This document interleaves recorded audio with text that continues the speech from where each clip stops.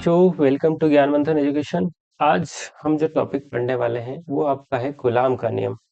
अच्छा, most important topic है। कई बार इससे एग्जाम में क्वेश्चन आपके बनते हैं।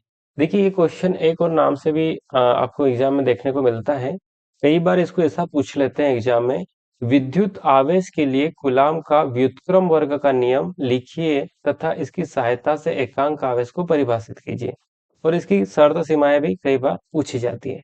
तो चलिए समझते हैं। सबसे पहले हम समझते हैं कि गुलाम ने अपने स्टेटमेंट में कहा क्या है। ठीक है, तो गुलाम ने कहा है, किन्हीं दो बिंदु आवेशों के बीच लगने वाला बल का मान उन आवेशों के परिणामों के गुणनफल के अनुक्रमानुपाती तथा उनके बीच की दूरी के व्युत्क्रमानुपाती होता है। सबसे पहले आप दो वर्ड समझिए, अनुक्रमानुपाती और व्युत्क्रमानुपाती। अनुक्रमानुपाती का मतलब होता है, इस तरह का हम जब साइन बनाते हैं, इसका मतलब क्या होता है कि अगर आपने कुछ वैल्यू यहाँ पर लिखी है ना, यहाँ मतलब मैं फोर्स लिख देता हूँ, इस साइड क्यू मतलब चार्ज या आवेश लिख देता हूँ। तो जब भी अनुक्रमानुपाती का साइन आता है तो मतलब आप अगर फोर्स बढ़ाएंगे तो आपका चार्ज भी बढ़ेगा, और फोर्स आप कम करेंगे तो चार्ज भी क्या हो जाएगा, कम हो जाएगा। ये होता है अनुक्रमानुपाती। और व्युत्क्रमानुपाती का मतलब क्या होता है, इसके जस्ट अपोजिट होता है। जैसे मैं लिख दूं फोर्स, और यहाँ पे साइन सेम आता है अनुक्रमानुपाती समानुपाती का। यहाँ पर सिर्फ इसको हमको बटे में लिखना होता है। ठीक है, तो यहाँ पर जैसे जैसे आप इसको फोर्स को बढ़ाएंगे तो इधर वाली वैल्यू क्या हो जाएगी, आपकी कम होती जाएगी। ठीक है, और इस वैल्यू को आप बढ़ाएंगे तो फोर्स आपका क्या हो जाएगा, कम हो जाएगा। ये जस्ट इसके अपोजिट चलता है। ठीक है, इतना समझ गए। चलिए, अब हम जो स्टेटमेंट है उसको समझते हैं। गुलाम ने कहा है कि नहीं, दो बिंदु आवेश, मतलब आपको दो बिंदु आवेश यहाँ पर ले लेना है। ठीक है, कोई से भी आप चार्ज ले सकते हैं। यहाँ पर आप प्लस ले सकते हैं, यहाँ माइनस ले सकते हैं, या फिर आप दोनों प्लस ले सकते हैं, दोनों माइनस भी ले सकते हैं। ठीक है, इस तरह से। तो जब भी आप इस तरह से आवेश लेंगे तो इनके बीच में कोई ना कोई फोर्स अप्लाई होगा। कैसे? तो देखिए, ये प्लस चार्ज, ये भी आपका प्लस चार्ज, वो एक दूसरे को क्या करेंगे, प्रतिकर्षित करेंगे। अब प्रतिकर्षित करने के लिए, एक दूसरे को धकाने के लिए, दूर धकाने के लिए क्या लगाना पड़ेगा, फोर्स लगाना पड़ेगा, बल लगाना पड़ेगा। तो इनके बीच भी बल लगेगा। अब यहाँ पर है तो ये क्या करेगा, आकर्षित करेगा, है ना, अट्रैक्ट करेगा अपनी ओर। तो अट्रैक्ट करने के लिए, खींचने के लिए भी क्या लगाना पड़ेगा, फोर्स लगाना पड़ेगा। तो फोर्स तो इनके बीच में काम करने वाला है। अब हम को बता रहे हूं कि दो बिंदु आवेश हैं आपके पास। हम मान लेते हैं Q1 और Q2, दो आवेश है Q1 और Q2। आवेशों के बीच लगने वाला बल, इनके बीच लगने वाले बल को हम मान लेते हैं F। का मान उन आवेशों के परिणामों के गुणनफल के अनुक्रमानुपाती होगा। ठीक है, तो लगने वाला बल मतलब F क्या होगा, अनुक्रमानुपाती होगा। ठीक है, इनके गुणनफल के, अब कुछ भी परिणाम हम निकाल लें कि यहाँ पे 10 कूलाम का है, यहाँ पे 20 कूलाम है, जो भी है, तो इनके क्या हो जाएंगे, गुणा करना पड़ेगा, गुणनफल। तो यहाँ पर मैंने Q1 Q2 मानना है, तो मैं कैसे लिख सकता हूँ, Q1 और Q2, F अनुक्रमानुपाती Q1 into Q2। इस तरह से ये पहला स्टेटमेंट क्लियर होता है।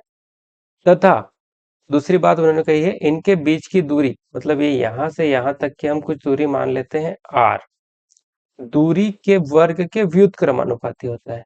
तो फोर्स क्या होता है, सेम साइन तो सेम लगाना पड़ेगा। व्युत्क्रमानुपाती बोला है तो इसको R को बटे में लिखना पड़ेगा। और उन्हें वर्ग बोला है, स्क्वायर का बोला है, तो R का हमको क्या लगाना पड़ेगा, स्क्वायर लगाना। इस तरह से दो स्टेटमेंट हमको दिए हैं गुलाम ने।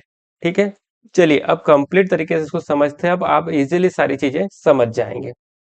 तो एक खाली स्लाइड में ले लेता हूं आपके लिए, और यहां से शुरू करते हैं। तो सबसे पहले मैं ये लिखता हूं कि माना Q1 और Q2 दो मेरे पास क्या है, चार्ज है। Q1 और Q2 क्या है, मेरे पास दो चार्ज है, बिंदु आवेश ले लें। और उनके बीच की मैं दूरी भी मान लेता हूँ, इनके बीच की दूरी क्या है, दूरी R है। दूरी क्या मान ली मैंने, R है। और इनके बीच में जो लगने वाला बल है, फोर्स, उसको मैं क्या मान लेता हूँ, F मान लेता हूँ। ठीक है, तीन चीजें मान ली कि जो आपका आवेश है वो क्या है, Q1 Q2 है, दूरी R है, और बल F है। तो जो पहला स्टेटमेंट था उसी से बनाते तो क्या बनेगा, F अनुक्रमानुपाती Q1 Q2, समीकरण एक नाम दे देंगे। फिर F व्युत्क्रमानुपाती R का स्क्वायर, इसको समीकरण नंबर 2। ये दोनों चीज हम पहले समझ चुके कैसे आई है। ठीक है, अब दोनों स्टेटमेंट को हम क्या करते हैं, मिला देते हैं। तो दोनों स्टेटमेंट को हम मिलाएंगे है ना। या तो फिर मैं ऐसा लिख दूं, समीकरण 1 व 2 से अगर इनको दोनों को मिलाता तो क्या लिखूंगा, F समानुपाती सेम है, यहाँ क्या है Q1 Q2, और यहाँ बट्टे में क्या है R1। देखो 1 का मल्टीप्लाई करेंगे तो Q1 Q2 आएगा, और बट्टे में क्या लिख दो मैं, R का स्क्वायर। ठीक है इतना। अब देखिए यहाँ पर अगर हम समानुपाती या अनुक्रमानुपाती का साइन हटाते हैं तो हमको क्या रखना पड़ता है, एक नियतांक रखना पड़ता है। क्या रखना पड़ता है, एक नियतांक। तो वो नियतांक यहाँ पर मैं ले लेता हूँ, F बराबर K, Q1 Q2 upon R का स्क्वायर। मैंने नियतांक क्या रख दिया है, K रख दिया है। तो K कौन सा नियतांक होता है आपका, ये अनुपातिक नियतांक होता है। कैसा नियतांक होता है, अनुपातिक नियतांक। ठीक है, और यही बनता है आपका कूलाम का नियम। इसी से आपके अधिकतर क्वेश्चन सॉल्व हो जाते हैं। ठीक है, अब इसको थोड़ा सा और हम समझते हैं कि क्या क्या चीजें इसमें काम में आने वाली है आपको। तो देखिए, अब हमारे पास तो दो जगह हम आवेश को रख सकते हैं। आवेशों को कहाँ रख सकते हैं, दो टाइम।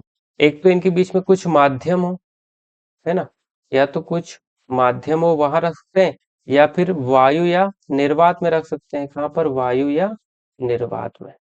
तो ये जो स्टेटमेंट बना है आपका, ये वायु या निर्वात के लिए बना है, वायु या निर्वात। ठीक है, तो वायु या निर्वात में के का मान क्या होता है, तो देखो सीजीएस पद्धति में तो इसका मान 1 ही होता है, लेकिन एसआई पद्धति का हम यूज करते हैं तो वहां पर के बराबर हो जाता है आपका 1/4 पाई एप्सिलॉन नॉट। ठीक है, ये वाली वैल्यू आपको यहाँ पर यूज करनी पड़ती है। कई बार ये आपको आपके न्यूमेरिकल में भी यूज करना पड़ेगा। अब ये वाली के का मान हम इस समीकरण में रखते हैं जो अभी हमने बनाया है। तो यहाँ पर हम रखेंगे तो क्या हो जाएगा, F बराबर 1/4 pi epsilon not Q1 Q2 upon R का स्क्वायर। एक ये वाला फॉर्मूला आपका यहाँ पर बनकर कंप्लीट हो जाता है। ठीक है, ये किसके लिए है, वायु या निर्वात के लिए। ठीक है इतना। ठीक है, बाकी मेजरली आप इसी से सॉल्व कर लेंगे। यहाँ पे मैं आपको के की वैल्यू भी बता देता हूँ, तो हर बार आप सीधी वैल्यू पुट करेंगे तो आपका मान आसानी से निकल आएगा। ठीक है, तो देखिए के का मान अगर आप यहाँ पे, मैं नेक्स्ट स्लाइड पे आपको ले चलता हूँ, वहां पर हम देखते हैं।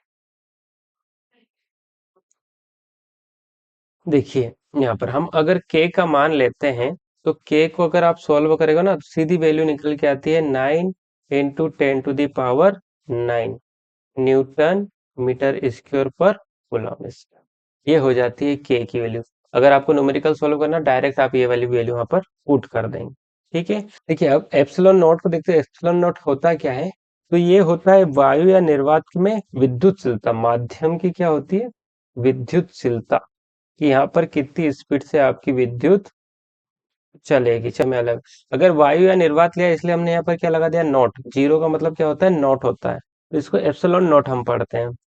ठीक है, अगर इसको सॉल्व करते हैं हम वायु या निर्वात में, तो इसकी वैल्यू हो जाती है आपकी यहाँ पर 8.85 × 10⁻⁻12 कूलम स्क्वायर पर न्यूटन मीटर स्क्वायर। ठीक है, इतनी सारी चीजें थी मुझे आपको इस वीडियो में बताने के लिए। ठीक है, तो इनको आप ध्यान में रखिएगा। अब नेक्स्ट वीडियो हम इससे रिलेटेड बहुत सारे क्वेश्चन करने वाले हैं कूलम के रिलेटेड। तो वीडियो अच्छा लगा हो तो लाइक कर दीजिएगा, चैनल को सब्सक्राइब कर लीजिएगा, और अपने दोस्तों के साथ शेयर कर दीजिएगा। मिलेंगे अगले वीडियो में, तब तक के लिए धन्यवाद। Thank you.